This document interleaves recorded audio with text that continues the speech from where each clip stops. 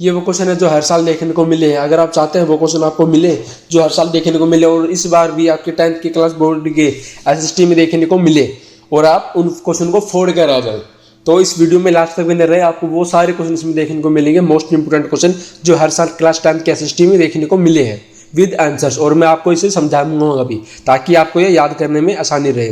पहला प्रश्न आपकी स्क्रीन पर, अमेरिका में नागरिक अधिकार आंदोलन का मुख्य उद्देश्य क्या था? जो अमेरिका में नागरिक अधिकार आंदोलन हुआ था उसका मुख्य जो उद्देश्य था वो था नस्ल आधारित भेदभाव की समाप्ति। मतलब नस्ल के आधार पर जो भेदभाव किए जा रहे हैं, यानी कि गोरे और काले लोगों के बीच में जो भेदभाव है उसकी समाप्ति की ही इसका उद्देश्य था। क्वेश्चन नंबर 2, हरित क्रांति की 4 रानियां लिखिए। आप मुझसे लिख के ले लीजिए, ये प्रश्न आपको देखने को जरूर मिलेगा क्योंकि हरित क्रांति एक इंपॉर्टेंट पार्ट है आपकी क्लास 10th की एसएसटी का। इसका हानियां बताते हैं अब आपको, किसकी 4 हानियां क्या? अत्यधिक रसायनों के कारण भूमि का निम्नीकरण। अत्यधिक रसायन मतलब ज्यादा मात्रा में जो केमिकल यूज हुए थे उनके कारण जो भूमि का निम्नीकरण, यानी कि जो उपजाऊ शक्ति थी, उसकी मिट्टी की जो शक्ति थी वो कमजोर पड़ गई। सिंचाई की अधिकता से जल स्तर नीचा। सिंचाई की अधिकता यानी कि खेतों में पानी देने को कहा जाता है सिंचाई, और जो ज्यादा सिंचाई देने की वजह से जो जल स्तर था, भूमि के नीचे का जो जल था उसका स्तर नीचे चला गया, उसका लेवल नीचे चला गया।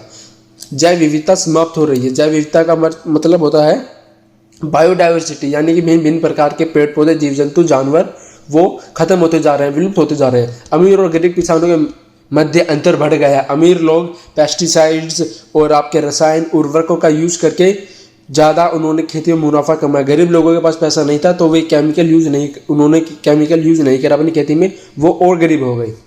अगला प्रश्न, ऑपरेशन फ्लड किससे संबंधित है?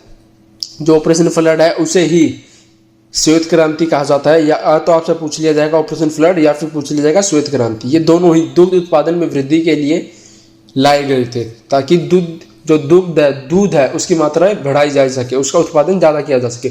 ऑर्गेनिक कृषि क्या है? ऑर्गेनिक कृषि और जैविक कृषि एक ही है, या तो आपसे पूछ लिया जाएगा जैविक कृषि क्या है या फिर आपसे पूछ लिया जाएगा ऑर्गेनिक कृषि क्या है। प्राकृतिक तरीकों से कृषि उर्वरक कीटनाशकों का प्रयोग न करके, जो उर्वरक केमिकल पेस्टिसाइड्स होते हैं, कीटनाशक होते हैं, उनका इस खेती में प्रयोग नहीं किया जाता है। सिर्फ प्राकृतिक तरीकों से ही खेती की जाती है और इसे ही ऑर्गेनिक या फिर जैविक कृषि कहा जाता है।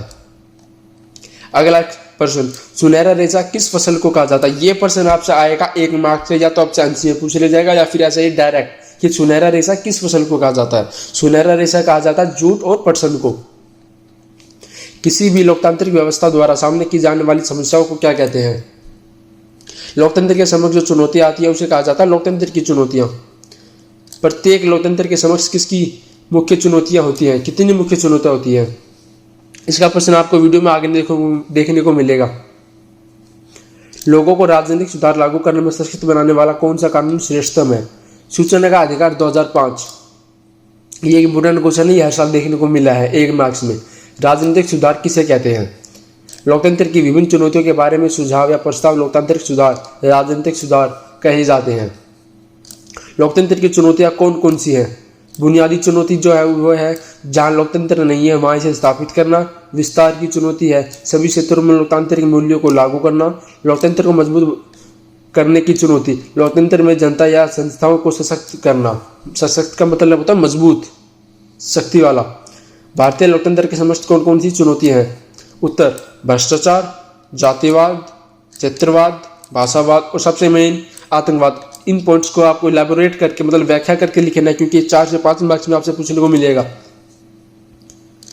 भारतीय संविधान में केंद्र और राज्यों के बीच शक्तियों का बंटवारा किस प्रकार किया गया? ये मोस्ट इंपोर्टेंट क्वेश्चन है, ये आपको देखने को जरूर मिलेगा 3 से 5 मार्क्स में क्योंकि हर साल देखने को मिला है।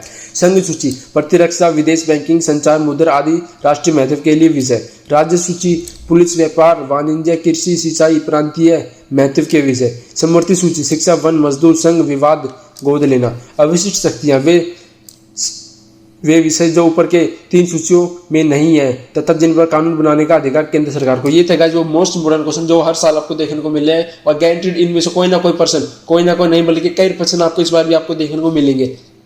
अगर आप चाहते हैं इस बार एसएसटी में अच्छा स्कोर करें तो वीडियो को कीजिए लाइक और चैनल को सब्सक्राइब ताकि मैं आपके लिए और ऐसे मोस्ट इंपोर्टेंट क्वेश्चन लाता रहूं।